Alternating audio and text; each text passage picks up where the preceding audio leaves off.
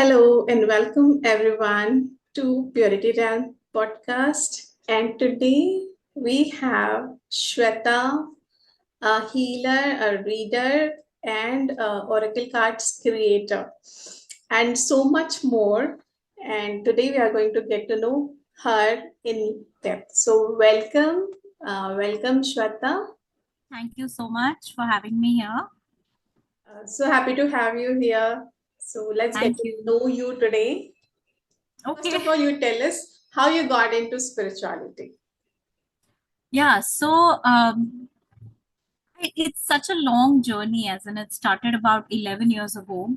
I was going through certain issues on my personal front. I had never been so broken, and I knew that I needed help. So I asked my mom that this time I need to meet a psychiatrist or some therapist. I need help. And she had someone's number and she gave me his number.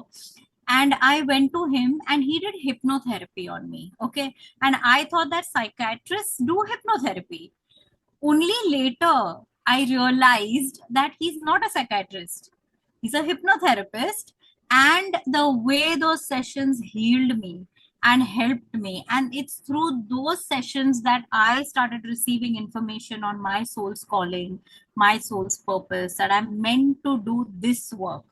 Otherwise, I'm an MBA finance. I've worked in the proper logic, number, planning, strategy, that area of the world for about 10 years. So, getting from a complete left brained activity to the right brained activity of spirituality it actually did seem full of effort. It was very effortless, as if it was meant to happen. And then, like, I was in a very good job, I enjoyed my job, I had no complaints. But then when it all started with, along with my job, I started helping family and friends who would just start talking to me. And then I would feel like, maybe let me just see how I can help this person. And then I would just meditate and be guided to do something. And then they would tell me that, I'm feeling much better. And I don't know how that would happen because I didn't know anything. It just would happen. So that's when I knew that, this is giving me more happiness than that paycheck at the end of the month. So then I started getting bored at my work, that no, this is not what I want to do. I have to do this. This is my calling. And then slowly, I just quit my job and I completely got into this. And then there's been no looking back. So that is how I got into spirituality. Now, to begin with, I needed some structure. Where should I start? What should I do? What is this all about? So I did some courses. I became a certified angel card reader. I became a certified angel therapy practitioner, an angel intuitive, because the angels always connected with me. As in, I felt drawn to that side of things. Of the spirituality is vast. It's not just narrow. But I got called to those aspects, and it all began with that. And then I did my mediumship, and then I realized that everything that I have learned, or I've got a certificate for, I'm not really using that. Something else is only guiding me and something else is only happening. So what do I do with those certificates? I need them, yeah, because I had just started off. But then for the past almost, I would say, 5 6 years, I can't label my healings. I do past life healing, I do ancestral healing, I do genetic healing, there are so many things. And there is no label for the modality because it's literally like I connect with the masters. I work very closely with Shiva, Krishna, and Kali. So those are the consciousness that we know as Shiva, Krishna, and Kali. So they work with me, and whatever they guide me to do, I just do that. So, so I can't say that I do this particular healing. So I Yeah, just call it energy work. energy work, or some people also call it intuitive healing. Yes, yes, yes.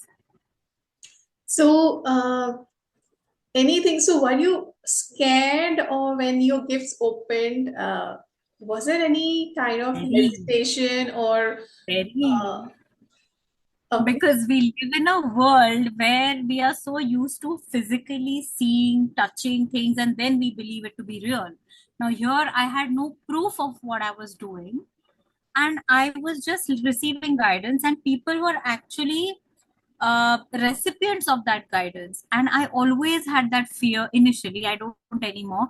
Hmm. What if I'm not hearing them correctly? What if I make a mistake? What if someone follows this guidance and lands in trouble or something like that? I was very scared at the start. I had no guide, I had no teacher. My teachers are invisible as such. Invisible. They're all up there, and I am just like, going, keep, they're guiding. I just have to close my eyes and go. The only thing that they've helped me a lot. Of course, they are like great. That, a lot of times when I would give some guidance to someone, they would be like, but I never told you this, how do you know? So that was my validation that okay, someone up there is, I can hear these things, I can hear these forces, I can understand them. So it took me a good 4 5 or maybe even more years to start believing in my gifts. It was a slow process, and I was always tested Hmm. that something or the other would happen, and someone would be like, but this is not true. And I'm like, oh God, I don't know, I have made a mistake. And then I would be taught that no, a lot of times people are not ready to hear the truth, so they're not able to understand that this is the truth. You have to have faith in yourself. Then I would go back to that. So it's been a journey for me also. I mean, How did your yeah. family take it? Did they like, are they able to digest the changes which are happening to you, the transformation that happened to um, you? it took them a while because uh, it was not normal for them. Normal. Till I was working and doing a job and doing all that, I was normal. So everything was okay. Then I decided to get into this. So the first thing I got was, this is all nice. It's like a hobby. You can't do it. And I'm like, this is not a hobby. I can do a job for a hobby. This is my purpose. You know, I can't call this a hobby anymore, because somewhere, it just feels right that this is what you are meant to do. So now, even if I have a finance qualification, and even if I have a 10 years of work experience, I don't see myself being able to do that. I can, but Yeah, I don't want to. But I don't see exactly. myself being able to do anything other than what I'm already doing. Yes. Like, ye nahi to kya fir? That kind. Right. So it So makes this you absolutely unemployable. That is what I feel, that I have become absolutely unemployable. I can take absolutely, because orders you from can't others. stand a I lot of things. can't do what others tell me to do. Exactly. And you're so used to just doing your own thing and following your own code of ethics that you can't have anyone violate those. Yeah. I used to tell my parents, you all want me to do a job, I don't mind, but I'll get kicked out in no time, because I will refuse to comply. So if you're okay with that, I'm okay. Cool. So, Yeah. great. That's wonderful. So, do the masters tell you that it is me? Do they introduce, or you figure it out, or you can see them? So there are different ways, different healers and different, seekers perceive the masters differently. It is about, if I were to give you an example, it is about, say, if someone just very colloquially speaking, if someone is fluent in Hindi, then they will present themselves in a language that that Hindi person will understand. Someone is fluent in English, so it's akin to that vibrationally. So Mhm. they will present themselves to you the way they know you will understand them, or recognize them or identify them. So in my case, I can see them, hear them, feel them. I used to be able to smell them. Post COVID, I can't. Uh, yeah, but yeah. So, and I just know it's them. So for me, it's all the clairs at work. uh, that's how they presented themselves to me. And I anyway understand energies by touching and seeing if it's really them. There have been times when it's been other energies disguised as them to trick me, but they're identifiable. You can Oh, identify. okay. Yeah, Yes. So yeah. there are some imposters as well. So Oh you yes. experience them, and how did you deal with them? It's part of my daily work. I mean, every day, every time that they want to up my discernment, psychic discernment, they send someone so close to the original energies that it's very difficult to tell. Once I remember I got an entire self healing done by a master, thinking that it is the original master and then realizing that it's not. So somewhere towards the end of that healing I started feeling sick, and I'm like, oh no. And that's when I'm like, how did I not check? I usually check every time. Us din I was like, ho jayega. And I was not careful. So yeah, then I had to reverse everything that was done, and then I had to re-heal myself. So Okay. So, did you know how to reverse that? yeah. They keep guiding me. Acha, acha. And plus, Honestly, wo somewhere it just it comes. comes. Okay, great, great. So, Yeah. so they play such jokes on us, right? Always, because it's more about the, you should know, you should learn to recognize, you should Great. learn to, it's like a military training ground, you should know how to identify these energies and those energies. And Yeah. And they also have a sense of humor, do they? oh, yeah, absolutely, they do. I remember once I was fighting, I fight with them, like they're my friends. Okay, I was fighting with Shiva that, yeah, what is this? You always say this and that. And every time that I have fought with him, he has shown himself to be laughing at me. Okay. Like, absolutely, they are unconditional, so they don't get angry and all. But he was laughing at me. He was very amused at my anger. Okay. And then I calmed down, and then he's like, now listen to me. And then he would, talk. Yeah. Yeah. Great. Cool. So, how did this Shiva Oracle cards happen? You have a story behind that as well. Oh, yes. So I remember once, this was in 2017. I was just sitting around, and I had recently started connecting with Shiva, like in my meditations. And I thought of and I love Oracle cards. Like till today, I own about 113 decks Oh my God. on different authors. Like I love Oracle cards. I said, why not create my own Oracle card deck, the Shiva Oracle card? And simultaneously, a very good friend of mine, a fellow healer, fellow reader, I met her in a course only, who she's in the UK. Her name is Louisa Ritchie Wise. She gave some message for me from Shiva, which she got in her meditation separately. Okay. And I told her, and I just felt that I said, would you want to create a deck together? And she said, yeah, I would love to. And that's how it happened. So the deck was, we started working on, we decided 42 cards, images, we would sit every day in our own spaces and get guidance from him, discuss with each other, be okay with it, and then write out the final card. So we've literally done 50-50, 21 cards I wrote, 21 cards she wrote out. We put it all together, and we got a designer. I was searching online from one of those freelancing sites. We got a beautiful designer. She was from Serbia.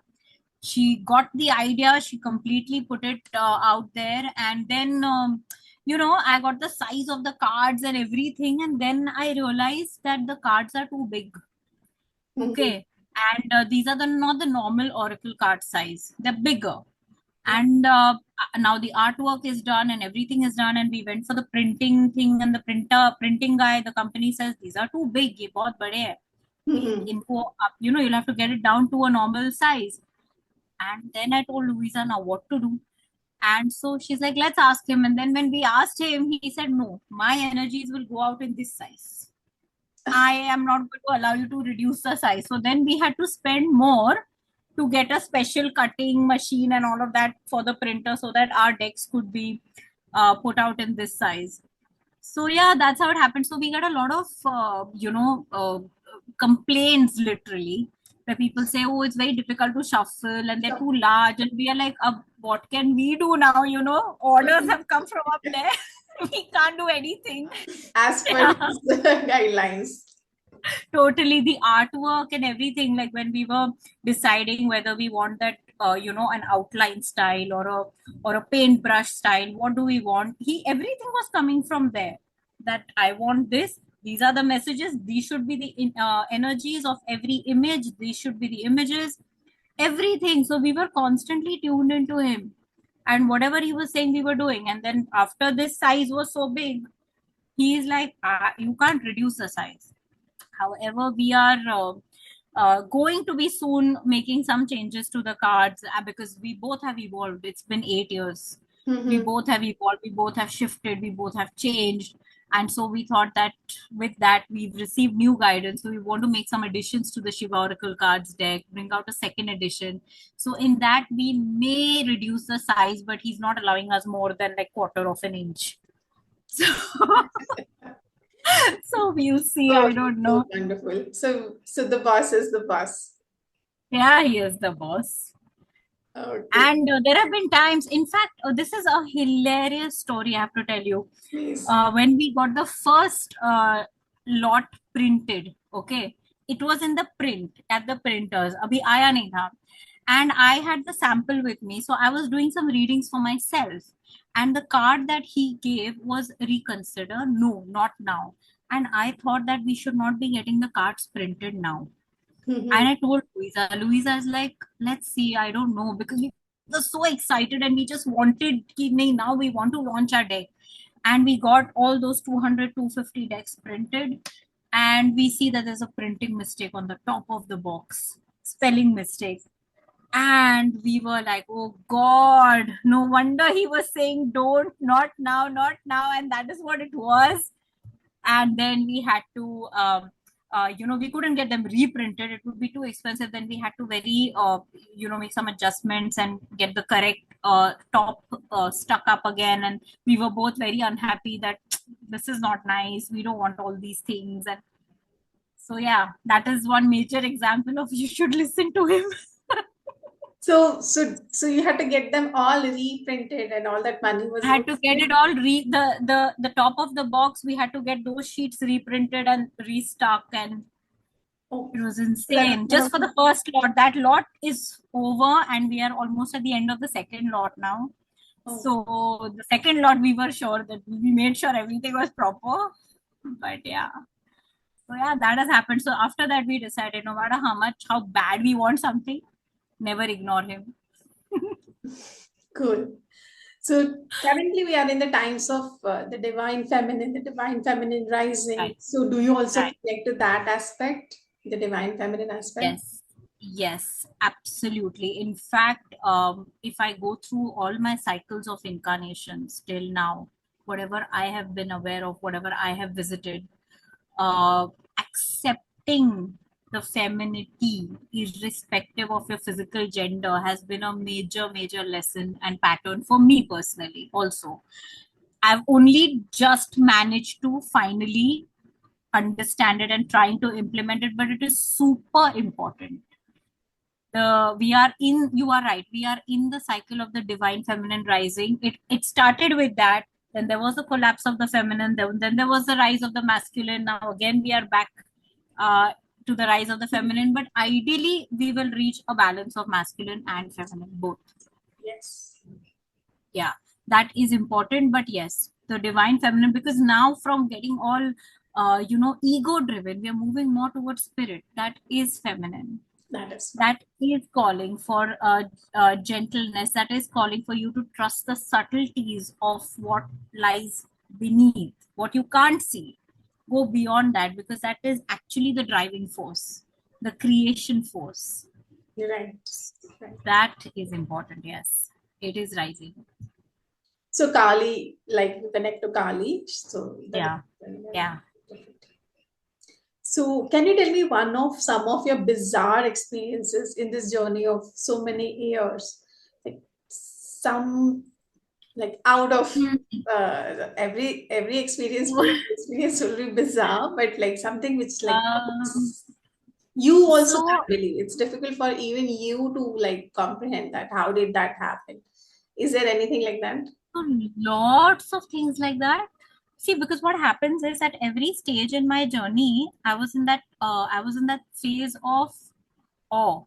So something would happen which now I feel is normal, but that time I was like, okay, this can't be real. Quickly. But yeah, that I can tell you one episode which for me stays with me. uh, i- and it was important because there was a time when I was in America. I was living there for a year, Mhm. and I had a dog. Okay, and that that place where I was living was not very good vastu wise. Too many energies, too many negative energies for whatever reason. Okay. And the dog used to always keep getting possessed Oops. off and on. And my job was to go on clearing him. Okay.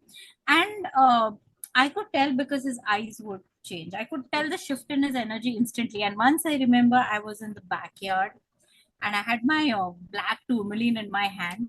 Okay.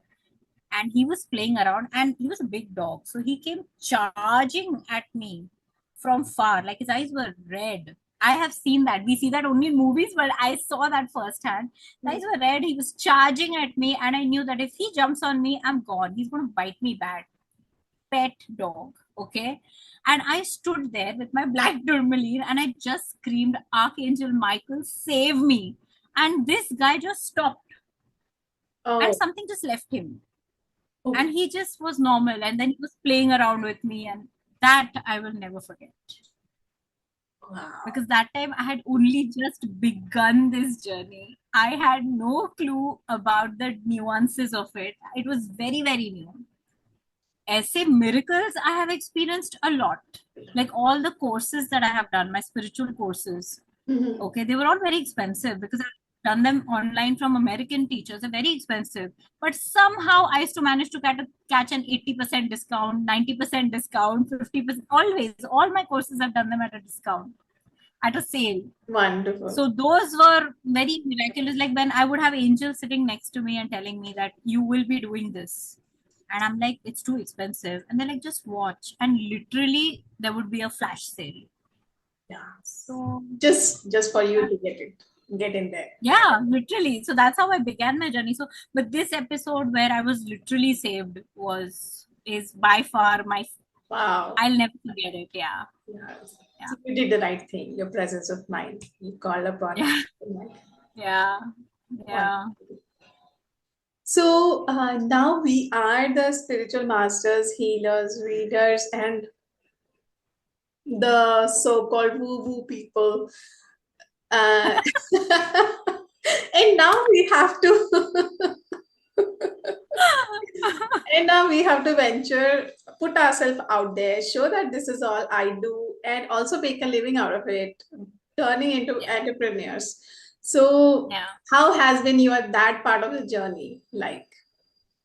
It's not been easy because I am the kind of person who does not put myself out there.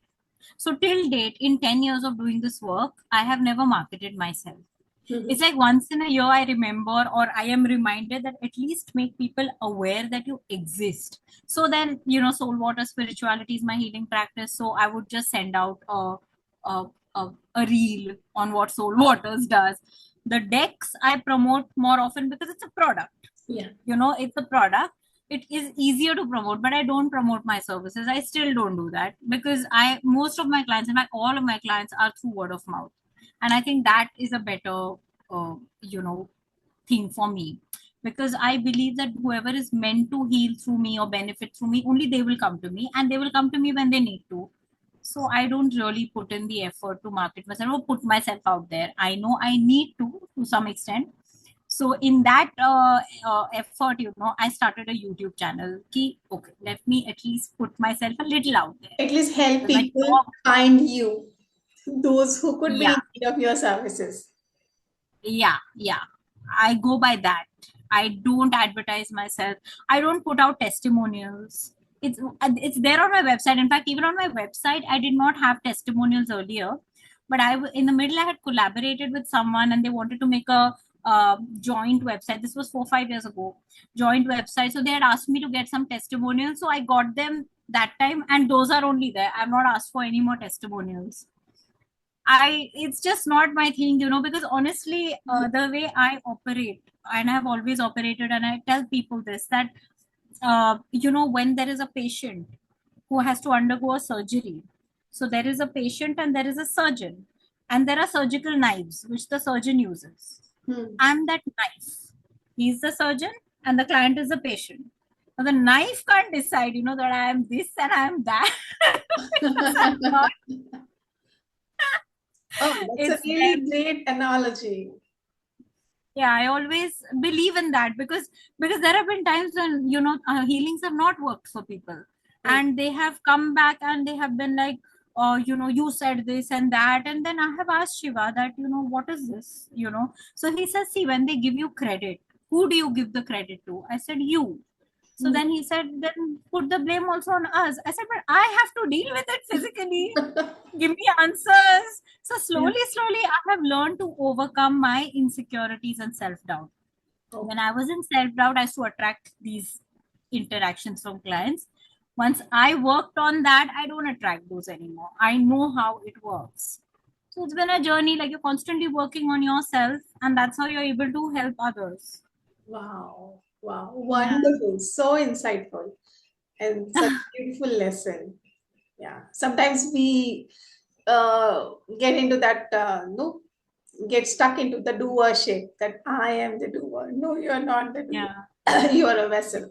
But you can't be the. So there are a lot of healers who come to me and tell me that after they do energy healing for someone, they get tired. I said that means you're using your own energy. You're not supposed to use your own energy. You're supposed to be a pillar, a channel, because you are also human. They Right. are also human. What can you add to them? In fact, you will drain your resources. You Correct. have to maintain your energy so that you are a clear pillar, and their energy should be able to flow through you. That's how you'll be able to add value to another. So that is Uh, something I have. Yeah, That's a that is something. lovely lesson. Lovely insight. Thank you so much. It was No really problem. wonderful, no, having this conversation with you. And if at Likewise. all anybody wants to reach to you, where can they find you? They can find me on YouTube. My channel is Soulwaters Spirituality. They can find me on Instagram, which is again Soulwaters Spirituality. They can find me on Facebook, which is Soulwaters Spirituality, and my website, which also has my number if they want to reach out or WhatsApp me. That is soulwaters.net. So, Oh, yeah. that's so cool. So Soul Water, such a beautiful name. Like you have taken deep dive into the soul That is from water. Archangel Gabriel. Okay, the Because, name is yeah, also like given that. yeah, name is from Gabriel. Yeah, yeah, yeah. Oh, that's beautiful. That's beautiful. Thank Okay, you. so thank you so much for taking Thank you for time having and me having this over. conversation. Thank you.